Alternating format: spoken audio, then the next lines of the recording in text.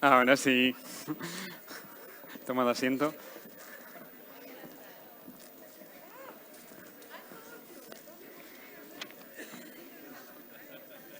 Muy buenas tardes. Good afternoon. How are you? Now it's later than what we had in mind, but that's because we took longer to finish the speech. And now we're going to try to start our roundtable.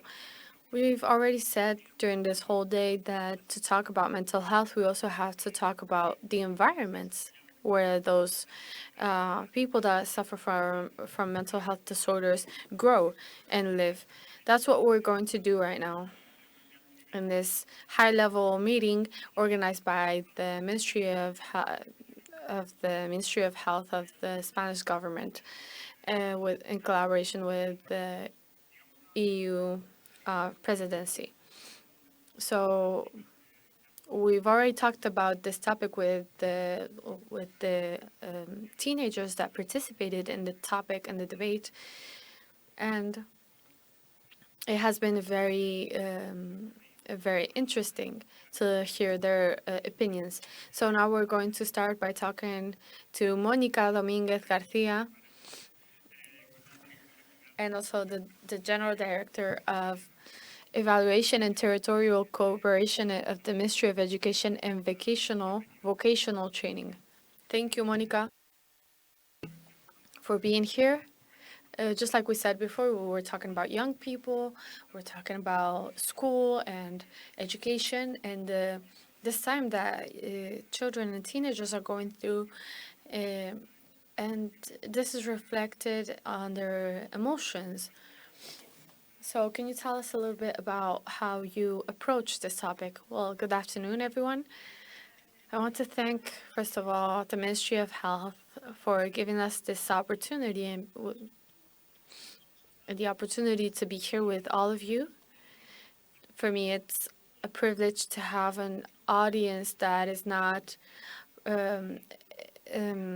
composed of education professionals, and I feel like all the interventions that we had and all the speeches were very interesting, and I want to thank Carmen, Irune, and Greta because I think that they forced us in a way to listen, to do this active listening of the reality that teenagers and young people are going through in schools and high schools.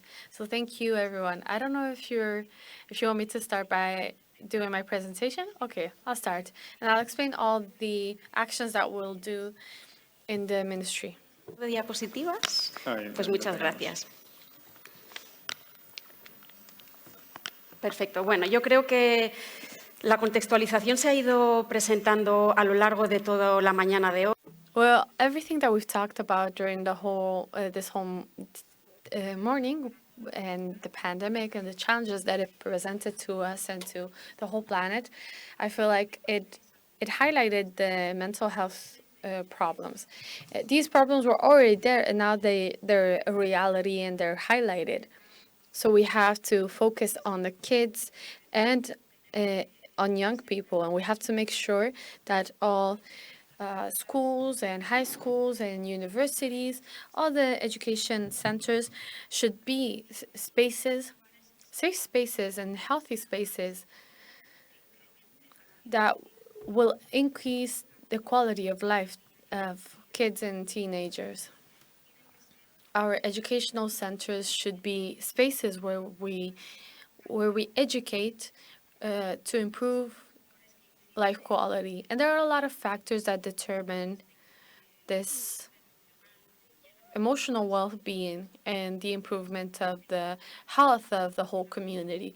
It's mainly access to resources, healthy nutrition, physical activity, etc. These are factors that influence positively the well-being of young people. And for this to be applied and implemented, we have to achieve active participation. We need all young people that are a part of this community and of the education center to feel like they belong to the center. And what we have to do is that in any territory of Spain, we should have all the resources that are a priority in the culture that is based on a good treatment of kids and teenagers and based on the respect of the fundamental rights of infants. And one of those priorities is the title of what we're going to talk about today, which is mental health. Another approach that is fundamental is emotional well-being to affect positively on mental health. So these concepts are obviously linked. So in schools, the people that work in schools are professors, and they have this direct contact with the kids and with the parents, and they have to coordinate with other elements and other people, but we cannot do therapy because we're not therapists, but we can work on mental health and prevent and work on this attitude to improve the emotional well-being of everyone that is part of this education community. What is mental health? This definition comes from the WHO's definition. And I just want to focus on the emotional well-being. WHO defines emotional well-being as a state of mind of a person that identifies their own attitudes and can face challenges and pressures of daily life. It can work productively and with good results, and that is able to contribute to the community because they feel safe and protected in their community. So now that we've said this, we have to think about what can we do in the education system. We have to work on the emotional well-being. We've already listened to Director General of Public Health, and we've also talked to the president of the hospital clinic of Barcelona.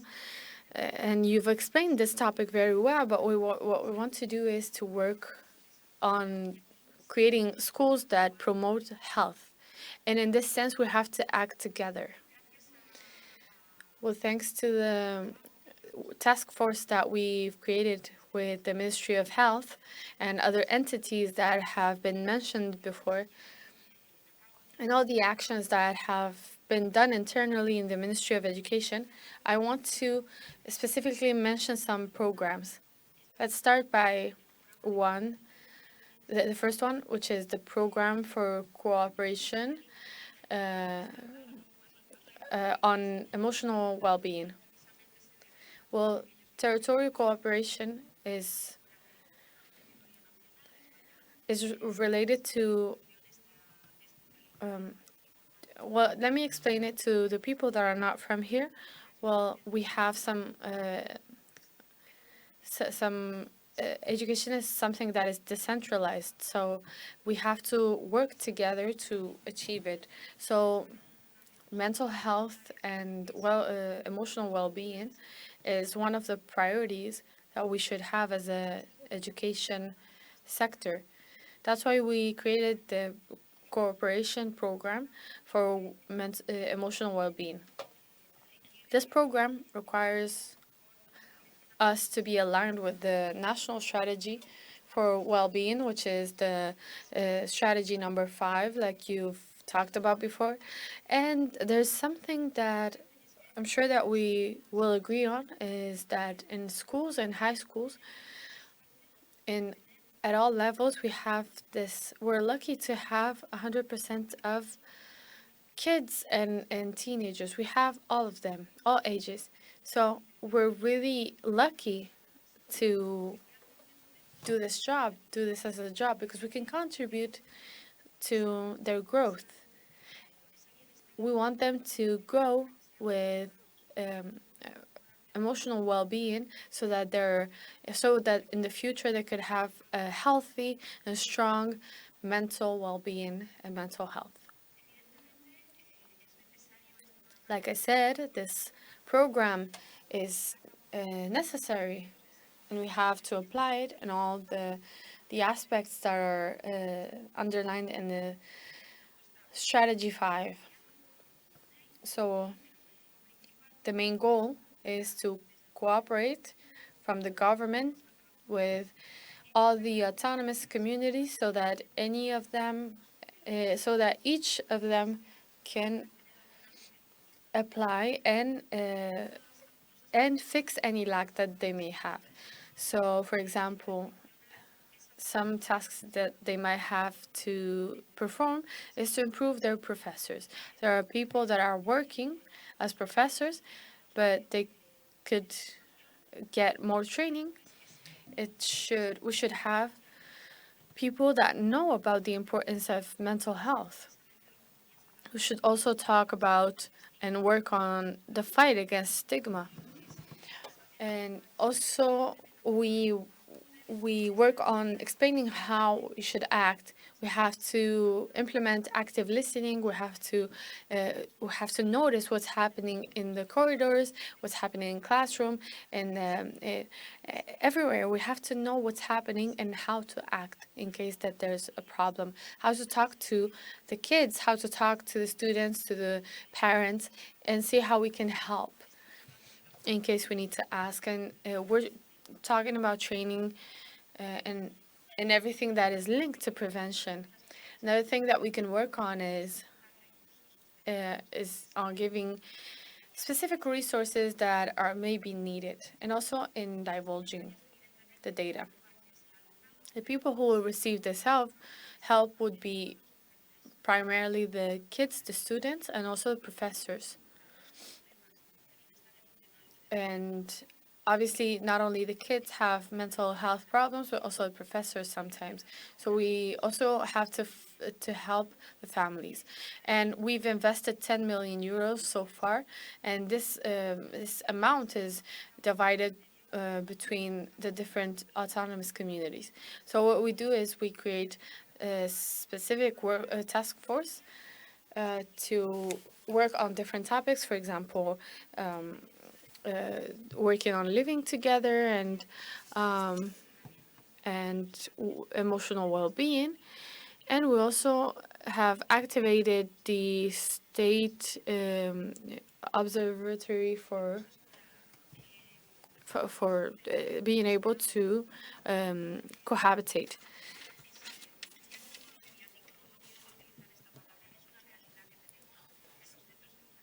So we have to promote a safe space and a safe environment, not only in school, but also outside of it. We have to focus on bullying.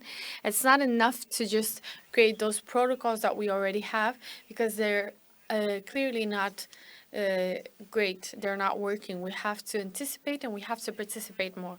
And we also have to create tools that respond to bullying. Other acts that were and actions that we're taking in the Ministry of Education are prizes of emotional well-being. We've created those, and each year we see that they're working better and better. We have more centers and more schools that participate, and we see the plans and the programs that they have created to work on different topics. For example, active listening, scholar mediation, dialogue circles, and that's how we are able to train more professors and have more eyes on what's happening in the schools. We also have a national competition of professors' best practices, where we focus on the school's health. And we also have this program where we create exchanges between the educational centers, and they exchange. One of the aspects that's key to participate in this program is to promote cohabitating and health in schools. Thank you. That's it. Thank you, Monica Dominguez. Thank you also for uh, being brief. We have to limit ourselves to 10 minutes so that we can finish on time. Monica, Maria del Valle is Deputy Director General for Qualifications and Coordination of the European Directive on the Recognition of Qualifications and the Organization of University Education and Teaching Staff Ministry of Universities. Maria del Valle, thank you very much for being here with us. Well, our advisor in the ministry told me one time that the longer the title, the less importance someone has. Well, in the Ministry of Taxes, we we we find that it's true. I'm here to present a study that was done in the ministry about mental health in students in Spain. In 2022, the Ministry of Universities has established a work group with different ministries and to diagnose mental health in Spanish universities in the students. And we collaborated with the biomedical research center called Cibersam, and we also collaborated with Cooperativa Aplica and different universities. We've done some research. We had two different types. We had the quantitative research, where we looked at the students and the risk factors that they had in our country. So we surveyed public and private universities. We had two phases. We had the first one from the 2nd of November to the 14th of December in 2022, and the second phase would be on the 12th of April to the 22nd of May in 2023. And there was also qualitative research where we had to determine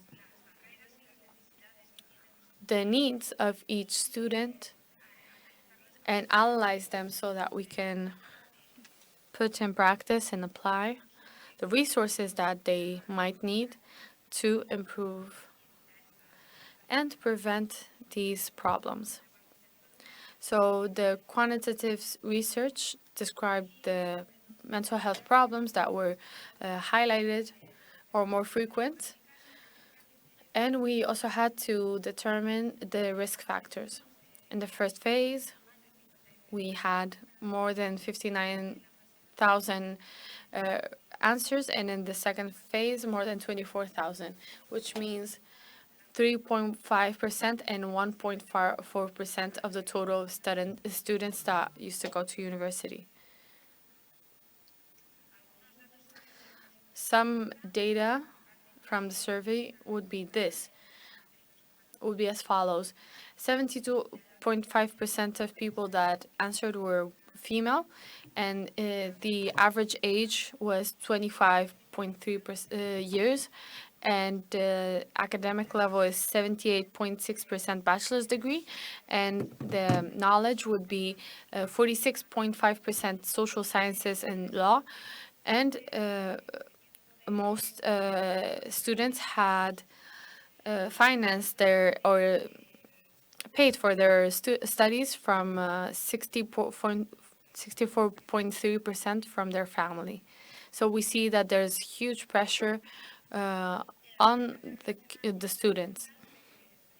There are some variables that are linked to mental health, and that's the answers that we've achieved on the research. And the study, you can find it on the website of the Ministry of Education. And we try to create an average between the two phases.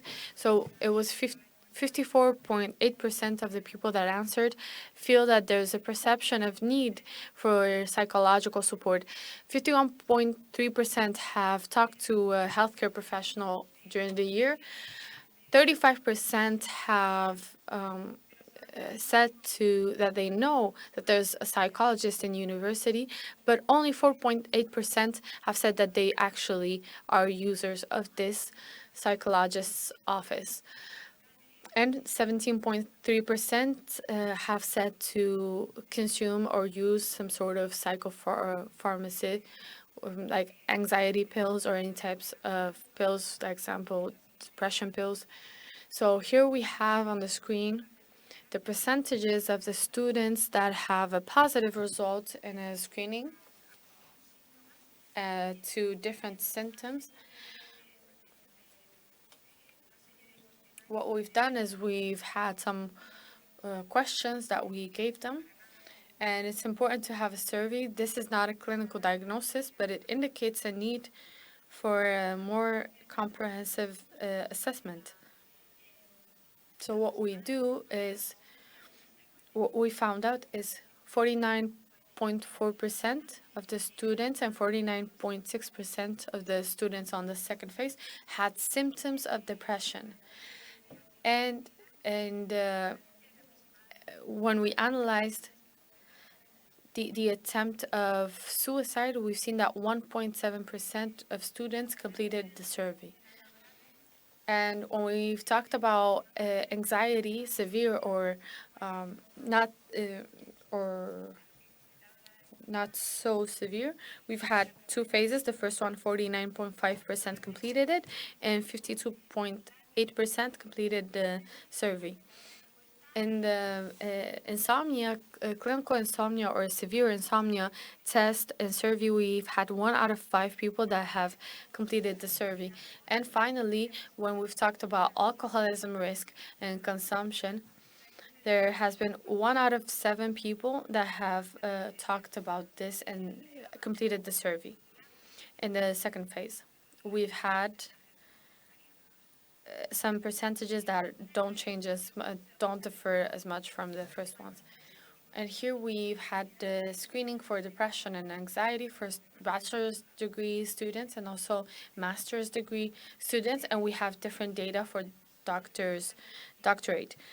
And this was for depression and anxiety, and the first part that talks about clinical insomnia and severe insomnia, we see that is normal in master's degree students and also bachelor's degree students, but when it comes to alcoholism, it's more normal in PhD students. Well, when we talk about sex, we've also seen that when we divided in sex, we see that depression and insomnia is more frequent in women, and alcoholism is more frequent in men. What we try to identify these problems and these health problems so that we can improve. Well, we did these surveys by interviewing 8 different groups, and we took into account genders, we took into account sex, the training level, and the city, the size, and we also asked LGBTQ plus collective, and we also I collective, and we also asked people from different races so that we could focus on the different needs that they might have in the university system. Well, the conclusions, the cross-sectional conclusions are, as you know, we already have the research in the on the website, and the conclusions are that the need for grants is higher for most students because there's a lot of pressure on them and on their families, and insomnia is linked to this worry. They also feel like the lack of information from the university's part in the programs, training programs that they have, and all the curricula that they have is also something that gives them the feeling of having a barrier. And also everything linked to paperwork is also a very important barrier, and they also feel like they're losing time and resources, and that they spend a lot of time working on their classes, and that they cannot um, they spend a lot of time in public transport, and they feel like they're commuting and they waste time on that. So they ask of us to put the focus on the student instead on the institution. As a conclusion, the Ministry of University and the Ministry of Health have created some indicators to help the stakeholders and the students to protect them. And finally, in our university system law, organic law, we have introduced the obligation of universities to offer free services of orientation and psychology, and also tutoring and mentoring and promoting mental and emotional well-being. They also want more participation, student participation in university life. So that's it. Did I do 10 minutes? Is that okay? Did I do that or not? I thought you said that you weren't done. That's why I got scared. Well, thank you, Maria del Valle Perez. I was listening to her and to Monica. So I thank you for uh, doing your 10 minutes and limiting yourself to that time. So now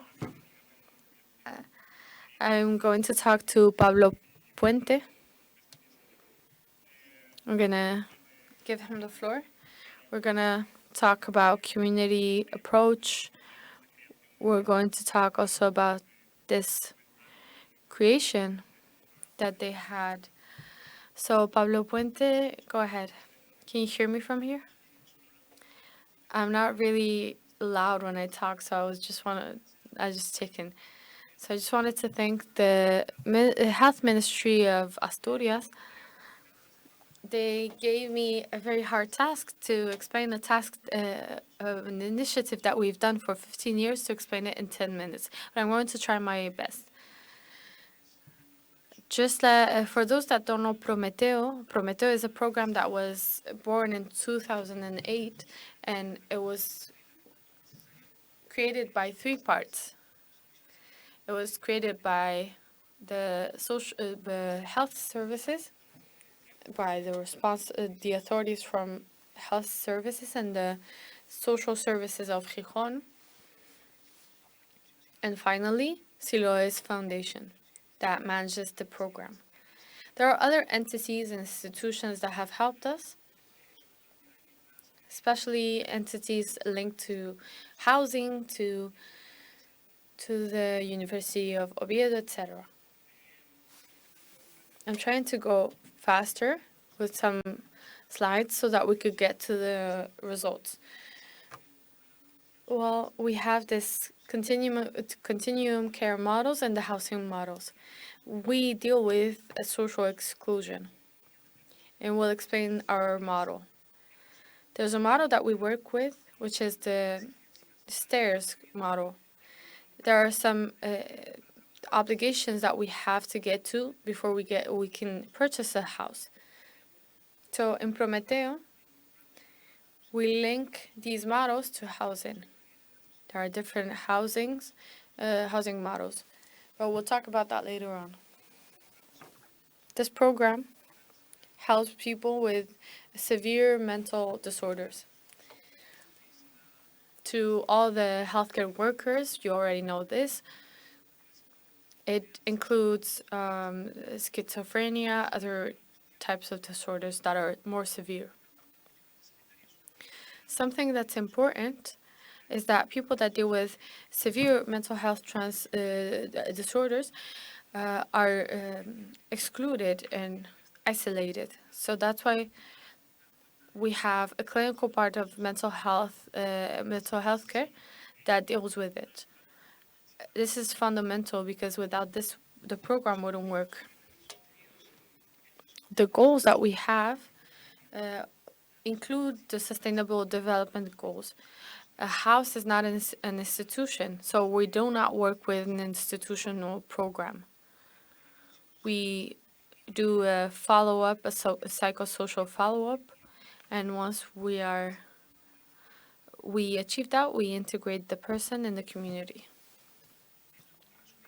This is just a summary of what we do, but the program is divided in two phases. The first one is the one that you see on the screen. Maybe it's a little small, but it's linked to the work that we do during 18 months so that people that lost the abilities linked to the daily life, like communication, like preventing relapses, could acquire these strategies to live in our communities. And as a result, this is the results of the second phase. It would be the result of this. So after this, we have to work on this for 18 months, and this makes it hard for the people. But it's also a catalyst to work intensively during that time and integrate that person and give them housing and follow up with those people. So we have this follow-up that is decided by the person. It's not, we work on recovery first and then we work on the second phase. There are some characteristics that we have, which is our model, which is housing-led. In this type of model, the person is the one that demands that follow-up. Housing-led is not a permanent, it's a permanent housing. The first reason why it's because people cannot advance and develop and progress if they don't have a fixed housing or a stable home. So it's also about management. People have to manage themselves and they have to live independently to learn. So these are the topics that we work on.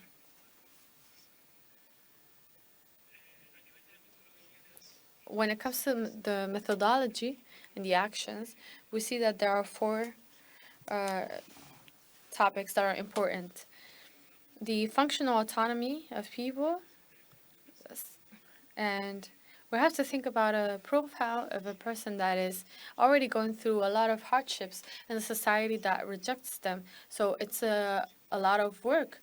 We also work on their psychophysical health, which is an integral part of integration. And there's something that also we work on,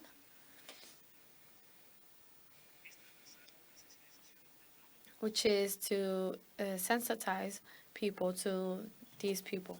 I only have 2 minutes left. Now we're going to the end so that we have to raise awareness. I can give you 3 minutes. I respect your time. It's okay. In 16 years, the program has expanded quickly. The 3 houses that you see in red, this is our Gijón map. And the red ones were the first that were in the intensive phase, and the black ones are the houses that have been incorporated in the normal way in the community later on. So these are some aspects that I wanted to share. 87% of decrease of psychiatric units. How do we get to these results? We did some research years ago with different results that I'm not going to explain. 87% of functional autonomy. We also have 81% self-care results. And we have 78% of community integration of the people that are suffering through these severe mental disorders. All of this wouldn't be achievable if we didn't have the administrations, the network that worked with us, and all of these people that have contributed. So we have improved in different areas. We had the economic aspect. We had more consideration in the administration. We know that it could be more profitable for administrations in an economic sense, but it could also be an advantage for society. And that's it. Thank you. Muchísimas gracias, Pablo. Thank you very much, Pablo. I feel like a professional botherer of speakers. Thank you very much, Antonio Lora. You have the floor. He's going to be talking. We have talked about joint implementing action over the morning, and we know that one of the best practices that have been awarded as one of the best practices is from Belgium. Those practices started being implemented in different European countries and up to 11 European countries. And Antonio Lora will be talking about some of the keys and the key lessons learned and the challenges that we have received from that implementation. For the invitation to the organizer for this important but very interesting after half-day meeting on community care. We are coming back to joint action implemental. The goal of my presentation is describe the lessons that we learned from the implementation of community care projects in 11 countries, following the example of the Belgian best practice.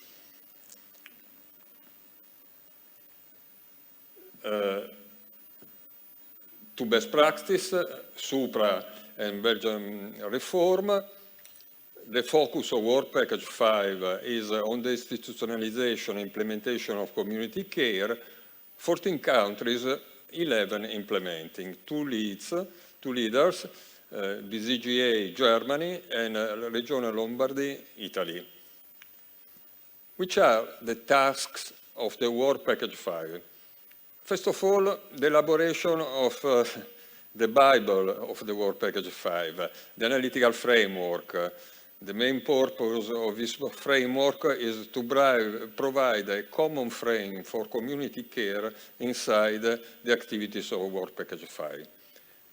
After that, the situational analysis and the needs assessment. We need data for analyzing the main building blocks of the regional mental health system for preparing the implementation. Another task is supporting the capacity building of the stakeholders through the training and supporting the capacity to use mental health information through a dashboard of mental health indicators. Last but not least, the main goal, development and pilot implementation of selected elements of the Belgian best practice in 11 countries.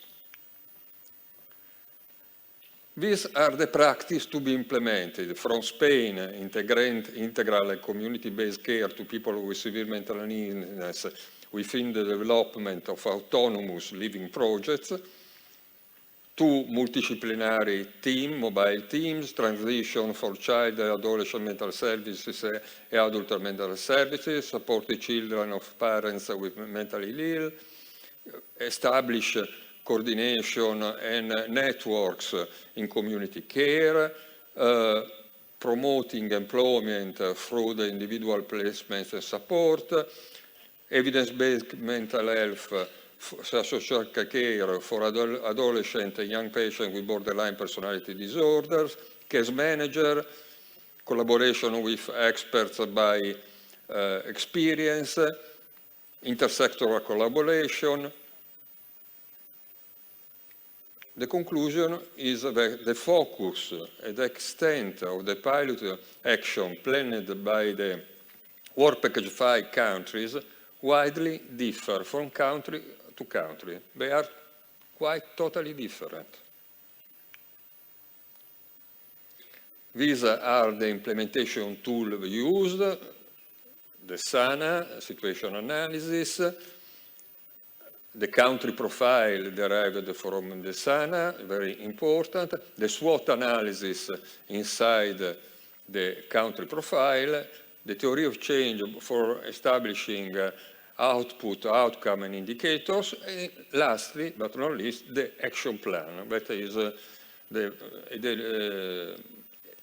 very complete plan for the process of implementation. The first lesson is don't underestimate the role of the implementation phase. It's very important because it will facilitate the implementation. We need a coherence between the different tools that is not, it should be searched because it's not a result initially, but it's very important. Inside the country profile, we asked for the challenges that the countries faced before the implementation process. As you can see, the main challenge is the staff. Lack of training for the staff, the lack of intersectoral collaboration, the lack of collaboration with experts by experience, family members, users, gaps in community care delivery, like long waiting time for the list, insufficient follow-up to community services, lack success of community care, lack of funding, data. The data are lacking in mental health services. Stigma is very important.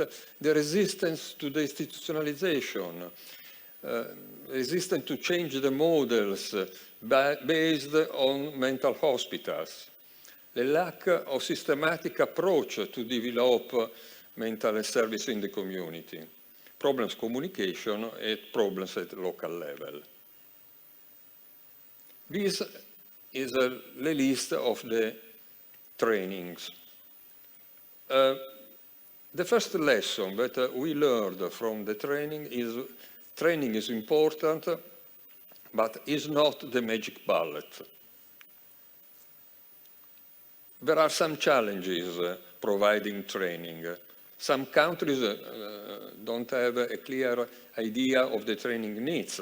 There are different mental health systems, so it's not so easy a mutual understanding.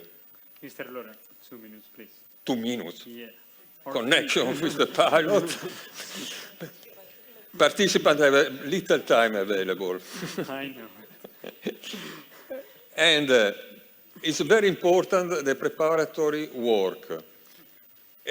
And important to give in training responsibility to the stakeholders. The use of data in mental health services is like Cinderella, neglected. This is the circle of the use of the data collection, data transmission, analysis, and dissemination, and lastly, use. We wanted to reinforce the capacity of the countries to analyze the data. So, it's a mental health dashboard. We are preparing a mental dashboard. What is a mental dashboard? It's a software where the raw data enter, electronic records, and in output you have indicators monitoring the care delivery and the quality of mental care. The main benefits is the exchange of experience and the management tools we used. And I am concluding. Which are the main lessons? First, it's important to define better the best practice. It is an essential starting point for having a good implementation. Second, the link between best practice and characteristics of the mental health system. it's essential to frame community-based best practice into community-based system, addressing the improvement of the system more directly. Naturally, is essential to ensure funding for the sustainability of the pilot. For the problem of the overloaded staff or staff shortage, staff sharing and staff shifting is very usable as a manageable task for the staff. We need data in real time, possibly. Mr. Lora, please, 20 seconds. Yes. Okay. Pilots provide an effective leverage for improving care. Intersectoral collaboration is important, and expert by experience are really a richness of the mental health system. Thank you. Thank you so much, and excuse me, sorry. Thank you. Cuando llegue el ministro, le vamos a decir que es... When the minister gets here, we're going to tell him we've just did a marathon. Well, thank you so much to the four of you for being here, for accompanying us. Now I'd like to greet Milena Angelova. She's going to come up straight to talk to us because she is part of the Economic and Social European Committee. And due to the Spanish Presidency of the Council of the European Union, she requested a study of the situation, and she will tell us about the main conclusions in 8 minutes. Milena, thank you. Dear colleagues, I'm very happy to be here and very grateful to the Spanish Ministry of Health for asking the European Economic and Social Committee to present in front of you this exploratory opinion, also entitled to us by the Spanish Ministry of Health. Actually, it was a kind of coincidence because at the ESC we all launched an own initiative on having a thorough look on mental health, and our main motivation was twofold. One was the call, very vocal call of young people during the Conference for Future of Europe for getting help and understanding on preserving sound mental health and emotional well-being. And the second element that motivated us to have a thorough look in this important issue was also that multiple recent crises aggravated mental health around the world, but also in Europe. And therefore, we felt that we must really be very vocal and look at all the things can be done. I'm very happy also because during the day, it seems that we all want to be at the same place. We all agree that we need sound mental health. The way we need to cooperate in the future is just to see how we get there. And here we had very inspiring different national practices, but yet I think that there is room for European coordination. The European Commission indeed published a comprehensive approach towards mental health, but in the ESC we feel that there is room for more. There is room for European strategy for sound mental health, and we would like to join forces, and I know that the Belgian presidency that is coming after the Spanish one is also very motivated to do so. So first of all, let me have a very brief look on the key challenges that are facing all of us in relation to the mental health. The most important loss is not only emotional, but it's also economical, because 4% of GDP of Europe at annual basis is lost just because of the aggravating mental health problems around the Union. Then it was called by many of speakers before me that we lift the coercion, the stigma, discrimination and any violation of human rights for those who experience any kind of mental health issues, being them temporary or not. And also we call for appropriate funding to be made available, because without funding it's not possible, and care system is really very exhausted by the recent crisis. So what we have as a positives in terms of challenges is that the workplaces are seen to be cradle of a sound mental health, because once we go to work, we spend almost our whole day there. So this is the place that initially we can receive support from our colleagues. And also, as we saw, we have a lot of common initiatives across Europe, and it's in our hands to get them together and to use them for good. Further to that, we also call, together with many speakers before me, to enable rights-based, person-centered, recovery-oriented, community-based mental health systems that will prioritize people's empowerment and active participation in their own recovery. We need to promote efforts to implement inclusive care and support for those with mental health problems, and especially for the most vulnerable groups. We have to focus on constant promotion of mental health since the very young age through the life cycle. And then we also would like that the European Commission really insists for the member states to swiftly implement the communication and work together toward a European strategy.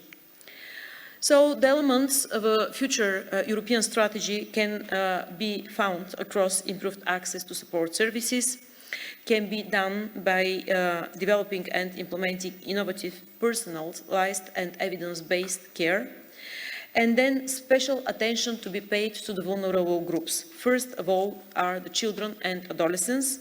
It was clear that we have to work with the kids since the very young age, but not only with them, also with the environment that they are in, like parents, like teachers, etc. And then the second group that we identified are the people of age, the older people, because they experience also kind of physiological and psychological changes with the aging, and they need special attention and special care in order to overcome this.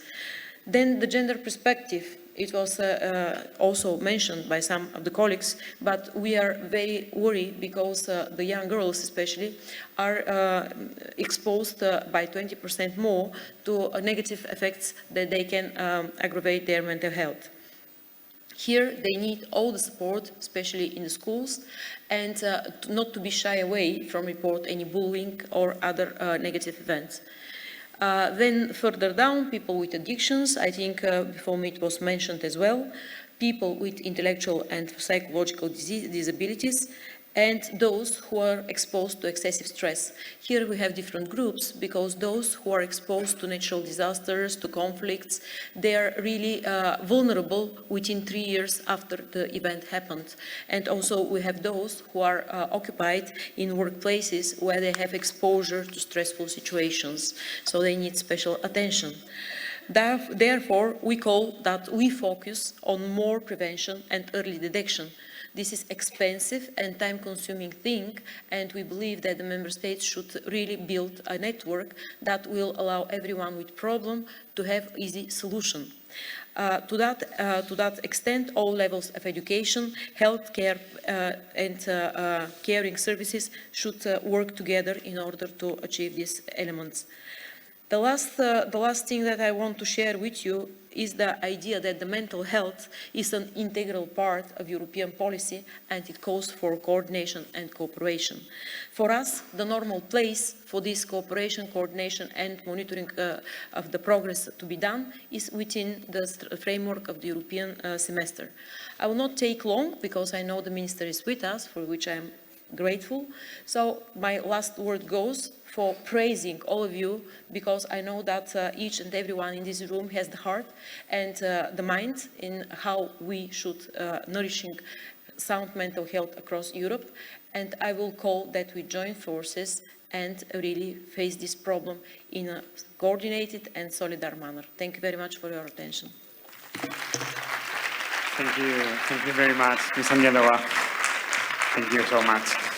Pues vamos a terminar el día, We are going to end up this meeting, this high-level meeting. I'm going to ask José Manuel Miñones, the Ministry of Health, to come up here to the stage so that he can end this day in which we have learned so much. We have exchanged so much information. It has been many, the professionals and the experts that have come here and that have shared with us what they work on every day and what they really make efforts towards. And so many people have not had enough time, but of course we take that into account to do a sequel of this high-level meeting very soon, which, by the way, it's the last one over this period in the Spanish Presidency of the Council of the European Union.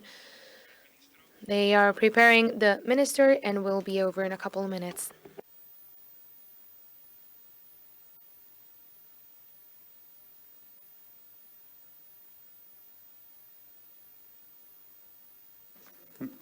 Y me iba a dejar yo a una persona también. I'm also going to ask, please, the regional authorities to come up to the stage and to say closing words. Thank you.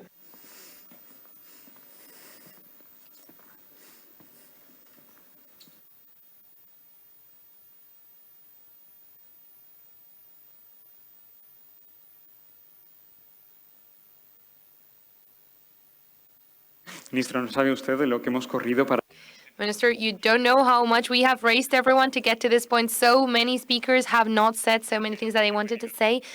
Regional Minister, thank you very much. Welcome. Thank you for the warm welcome. It's you have the floor now. It has been a pleasure to be here in Asturias, and it has been a pleasure to be able to have all these speakers and all these people attending this meeting today. Thank you. So, Minister, delegate of the government, mayoress, speakers, guests, participants, thank you very much. Thank you for participating in this event, for being here in Avilés. I'm sure this will set a new path towards the future in the improvement for mental health healthcare in the European Union. We are ending up the event, and I want to talk about two things: a challenge and a commitment. The challenge is what I'm going to say, just like the minister. I'm going to say this: it's very hard to close a high-level meeting on mental health, talking about mental health. Let us not forget that whatever is decided here today in Avilés is going to be probably part of the policies that are done in mental health in the European Union. And the European Union is still an example or a role model for a healthcare system for many countries in the world. It does not make things easier either to have to face situations in which we still do not have a time perspective. Many things have happened over the last few years, and it's hard to know how they will affect mental health, mainly for children and teenagers. Everything that is happening, social pressure, also the pressure of public exposure, everything that happened over the health crisis. The health crisis was an evident or obvious example that we need healthcare systems that are measurable. They are able to adapt so that they have a great capacity for adaptation for anything that might happen, because that's what happened over the pandemic. That pandemic brought important changes in the whole population and all of us. It was times for fear, social isolation, lockdown, and new models for interpersonal relationships through other communication mechanisms. And we do not know what's going to happen over the time. We don't know up to what extent this could have an impact in the mid or long term of the population of millions of people. That's why, dear Minister, we have to play a complicated role in this event, in which we have to say the final words to a polemic and controversial topic that affects the well-being of many people and that has an impact of thousands of euros of resources in the public and private sector. And for me, what's most important, it calls for values that are so high and so elevated, and that lastly, we have to talk about them and we have to put them in the table, because it seems like they are not being taken care of as it is the individual rights, well-being, dignity, equity, respect, integration, conviviality, freedom, the capacity of developing completely as a person or personal autonomy. For everyone here today, mental health is a priority in a healthcare matter, especially for what it intakes in the sustainability of the healthcare system in the healthcare systems. Mental health is very often a disability when we talk about ethereal disorders, it means a loss of autonomy, a cause of a stigma and discrimination. So we say that as an example, it's usually the most frequent cause of a disease bringing causes in Europe, even ahead of cardiovascular diseases and cancer. That's why we're here today, to work for this and to say what are the policies that have to be taken in Europe over the next few years, and to work on the assistential part of it, and for the prevention and promotion of health. That's the challenge. And here goes the commitment. The government of Asturias will present this same week in the Parliament of Asturias the mental health for 2023-2030 plan of action. It's a plan of action that has to be translated, of course, in an improvement of the existential network for the quality of services and the results on healthcare, but it also has to mean an improvement of individual and collective resilience of the population of Asturias.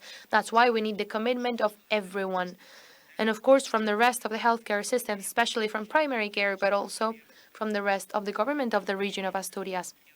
Working, housing, education, social services, local councils, third sector, collectives and first persons, associations of patients and families, scientific and professional associations, and also from the media. We are aware that public healthcare cannot do this on its own. No healthcare system can tackle mental health alone. They have to do that together with the community, because if health is a result of the environment we live in, mental health is even more so. So I'm going to close my intervention by stating this commitment and by limiting better the challenge of the future, what we have ahead of us, and I believe that's what we have been talking about over this event. We want a model for attention that's comprehensive and communitary for the maximum quality in prevention, attention, social response, respect for rights and strengthening of personal autonomy, fight against stigma, and the full recovery of patients that we want to offer in each moment and with independency of their personal and vital conditions, the most adequate resource for their care. But let us not forget this. This is a challenge, a commitment that is going to be affecting everyone here. Thank you very much. Muchísimas gracias, Thank you very much, Concepción Saavedra. Now it's your turn. You have the floor. José Manuel Miñones, Ministry of Health.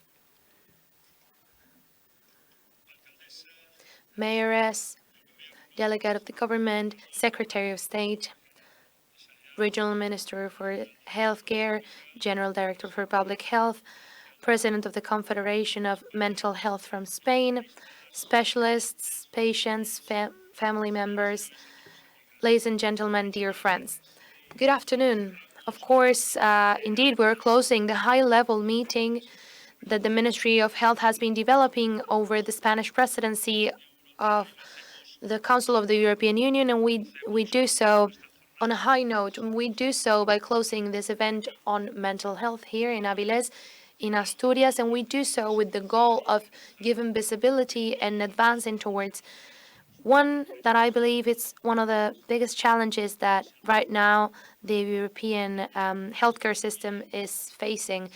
It is for me a true pleasure to be here today. It is a date that I did not want to miss, in spite of real responsibilities of everyone that we have had to avoid to be able to be here with you today in person. But I could not miss it because my institutional commitment and also personal commitment towards mental health is absolute.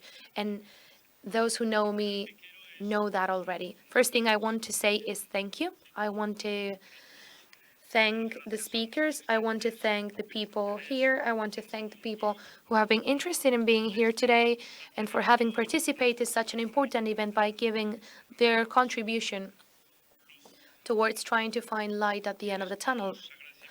And I also want to thank the regional authorities and the local council of Avilés for your support and for all that collaboration so that this high-level meeting was possible in order to develop in this extraordinary stage and such an amazing landmark for that decisive bet on that improvement on mental health that you have been working on for years in the region, from the local authorities and from the local council. You have become a benchmark nationally and internationally. As you know, Spain has has held since July the presidency of the Council of the European Union. And as I always say, this is an opportunity. It is an opportunity to lead strategic reflections, and it is an opportunity that is joining us here today to keep on facing towards the future the challenges that we have, to give priority for the improvement of mental health is a priority in our agenda. And that is how I have defended it in my speech in the European Parliament or in the World Summit on Mental Health that happened over a month ago in Buenos Aires. And I had the honor to represent both Spain and, with the Spanish Presidency, the European Union. All the speakers that were there in that summit, we all agreed that we had to highlight that the crisis that was started by the COVID-19 disease increased the life costs, or that the wars that we have been living right now have directly impacted mental health of the European and world population. It is a true epidemic that for many years has been silenced, but thanks to the work of many people, many of the people who are here today, what has allowed us is to set the debate both socially and politically, everything related to stigma and taboos, and therefore facing the challenges that we have for mental health in a much more broad and more direct way. Mental health is in the healthcare agenda. It has not always been the case, and I would like to take this opportunity of being here in this forum to share some of the steps that we have been doing in Spain precisely to foster mental health and the challenges that I was talking about. In Spain, we have been able to update the strategy for mental health in 2021 after 12 years of having been waiting for that activation. And with this update, we have received something that's very important, which is the start, for the first time in the history of our country, for the first action plan on mental health 2022-2024. It is an action plan that has 6 strategic lines.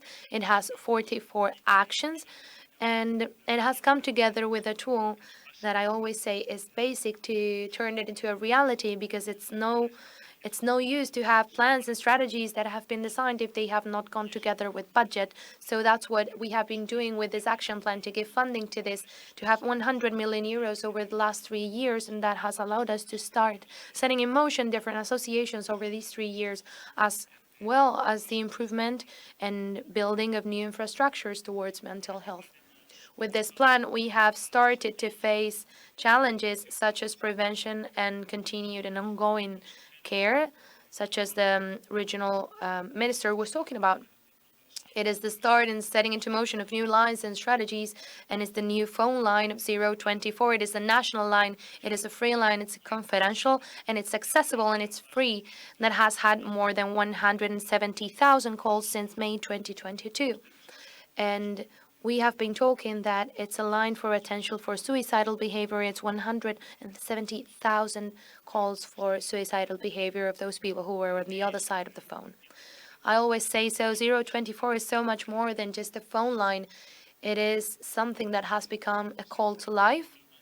It has become a voice for hope, and of course a learning lab, because every day we learn about the 60 or 70 psychologists that are working in that line. We have also created that specialty of children and teenager psychiatry. It has allowed us to move on from those 20 spots in the national exams to 35 in the last exams, and we hope to keep on advancing over the next years. And something that is also very important, which is the accreditation of 880 professionals that are specialists in the matter. These are only some of the examples that we could perfectly extrapolate in the communitary level, which is exactly what we want. And in this sense, I would like to thank and put into value the communication that was presented by the European Commission at the beginning of our presidency, also in Madrid, precisely. That includes opportunities for funding with the value of 1,280 million euros, 1.28 billion euros, sorry. which is what I said before is that the presidency of the council allowed us to guide the communitary lead, and in the healthcare sector starts with creating this European Union of healthcare, also the improvement of physical health and of course mental health. As a proof of that, we have this high-level meeting that we are hosting here, and as a proof of that is the request that we have done to the Economic and Social European Social and Economic Committee. It's a request to acknowledge the importance of mental health on the policies of all member states. In this sense, I would like to take the opportunity of being in such a relevant forum such as today to be able to announce that we have achieved a unanimous agreement of the 27 member states in order to foster conclusions that we have just heard from the Council of the European Union so that they can ensure that homogeneous framework of action in Europe towards mental health. I would like to thank all the people who have participated in these technical negotiations in order to reach this agreement, because it's a broad agreement, it's useful, and it is necessary. We are indeed going to take this to the next EBSCO meeting on the 30th of November. Thank you and congratulations. I would like to end up thanking the participants and the speakers for the organization of a summit that was really necessary to keep on breaking that silence, to move on from the debate to actions, and in order to lead a change of paradigm in how to handle mental health. Prioritizing mental health is a matter, and I have said this in many forums, it's a matter of political willingness. We have that willingness. We know that whether we act now or it will be too late. So once again, I would like to highlight that you have our support and you can count on the Ministry of Health and with me as the Minister of Health to be positioning mental health as a priority in Spain and indeed in Europe. You have our support. We can make this possible all together. Thank you very much and congratulations. Muchísimas gracias. Thank you very much, Minister José Miñones. Thank you, Regional Minister. Before we finish, we would like to take 3 pictures. 3 images that we want to be left as a memory of such an important high-level meeting such as this. First of all, I have the Regional Minister and the Minister here. I'm going to ask for the delegate and the mayoress here, and we will do another one with all the speakers, and later on we will wait. And we will hope that this stage will be big enough for all of us here in the 3rd picture. So we are waiting for you upstairs. It has been a really interesting day. I believe that we cannot stop mentioning and we can't forget that behind each one of those hundreds of figures that we have heard all around the day, there are people. We have personal histories, there are dramatic stories, and behind all these policies that the regional minister and the minister have been mentioning all over the day in the different experts, there's an intention to improve people's lives.